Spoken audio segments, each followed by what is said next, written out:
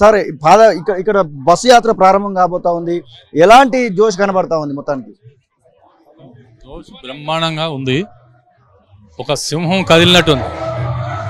కేసీఆర్ గారు బయలుదేరారంటే ఒక సింహం బయలుదేరినట్టు ఉంది. తెలంగాణ ప్రజలందరూ కూడా మాయ మాటలు నమ్మి మోసపోయామని చెప్పి అనుకుంటున్నారు. మరి దానికి వీళ్ళు అబద్ధాలు ఆడారు, మోసం చేశారని ఈ బస్సు యాత్ర ద్వారా మొత్తం తేలిపోతుందని అనుకుంటాం. సికింద్రాబాద్, హైదరాబాద్ రెండు జిహెచ్ఎంసీ పరిధిలో ఉన్నటువంటి మల్కాజ్గిరితో సహా 3 పార్లమెంట్ నియోజకవర్గాలు కనబడతా ఉన్నాయి. మీరు సికింద్రాబాద్, హైదరాబాద్ చుట్టుపక్కల ఉన్నటువంటి జూబ్లీ హిల్స్లో మీరు ఎమ్మెల్యే కొనసాగుతున్నారు. ఈ జిహెచ్ఎంసీ పరిధిలో ఎన్ని సీట్ల పైన మీ యొక్క అవకాశం కనబడతా ఉంది? అన్నీ గెలుస్తాం. ఎందుకంటే ఎప్పుడైతే పార్టీ మారినప్పుడు టికెట్ తీసుకుంటే అది ప్రజలు దాన్ని ఎట్టి పరిస్థితుల్లో సహించరు. ఆ విధంగా సికింద్రాబాద్ కూడా దానం నాగేందర్ తీసుకున్నాడు పార్టీ మారి. ప్రజలు చాలా కోపంగా ఉన్నారు.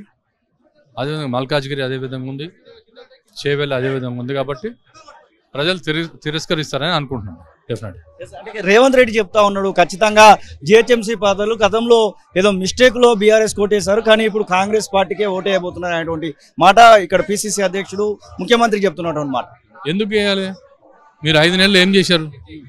5 నెలలు ఏం చేశారని అడుగుతున్నాను. 5 నెలలు మీరు ఏమైనా చేస్తే ప్రజలు విశ్వసిస్తారు, లేదంటే చేయరు. అది సింపుల్, అంతే కదా.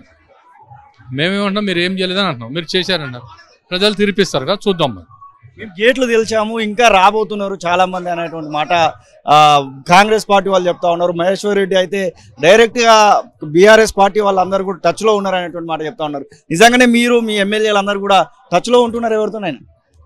ఇప్పుడు మహేశ్వర్ రెడ్డి గురించి చెప్పాలనా, రేవంత్ రెడ్డి గారి గురించి చెప్పాలి? ఇక వాళ్ళిద్దరంటే వాళ్ళని అడగాలి, మేమేం చెప్పలేం కదా. మీరు టచ్లో లేరు అనేది మాత్రం వాస్తవమేనా? అంతే కదా. ఇప్పుడు మేము ఉంటే మీకు ఓపెన్గా చెప్తాం కదా. మేము మా పార్టీ భవిష్యత్తు ఏంది, మా పార్టీ ఏంది, మా పార్టీని ఉనికి చాటుకోవాలని చెప్పి మేము ఉన్నాం బిజీలో. వాళ్ళేమో వాళ్ళు వస్తారు వీళ్ళు వస్తారు అని అంటున్నారు. మరి వచ్చేవాళ్ళు ఉంటే వెళ్ళేవాళ్ళు కదా, ఎందుకు వెళ్ళలేదు? వాళ్ళు చెప్పిన విధంగా ఎందుకు వెళ్ళారు?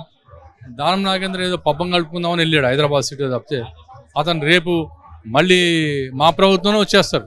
ఆ టైప్ వాళ్ళు వీళ్ళందరూ కూడా. ఏ పార్టీ బీఆర్ఎస్లోకి వస్తే తీసుకోవడానికి రెడీగా ఉందా మీ అధిష్టానం? ఎందుకు తీసుకుంటారు? దానం లాంటి వాళ్ళు 10 మంది రెడీగా ఉన్నారు ఇప్పుడు ఆ కాన్స్టిట్యున్సీలో. దానం లాంటి వాళ్ళు చాలా మంది సెకండ్ క్యాడర్ చాలా హ్యాపీగా ఉన్నారు. ఎందుకంటే మాకు బీఆర్ఎస్ ఉన్నప్పుడు మేము మోసపోయాము, కాంగ్రెస్ నుంచి వచ్చి మళ్ళీ టికెట్ తీసుకున్నాడు, 2 సార్లు గెలిపించారని చాలా కోపంగా ఉన్నారు ప్రజలు. కానీ డిస్క్వాలిఫై చేయాలని మీ పార్టీకి సంబంధించినటువంటి ఎమ్మెల్యేలు మీతో సహా చాలా మంది అడుగుతా ఉన్నారు. మీకు హైకోర్టు నుంచి లేకపోతే ఎలక్షన్ కమిషన్ నుంచి మీ తరపున కరెక్ట్గా వస్తుంది అనుకుంటున్నారా? చాలా మంది ఇప్పుడు పార్టీ మారినటువంటి వాళ్ళ విషయంలో మ్యాక్సిమం 2 monthsలో డిస్క్వాలిఫై అయిపోతారు, ఎమ్మెల్యే పదవి పోతుంది.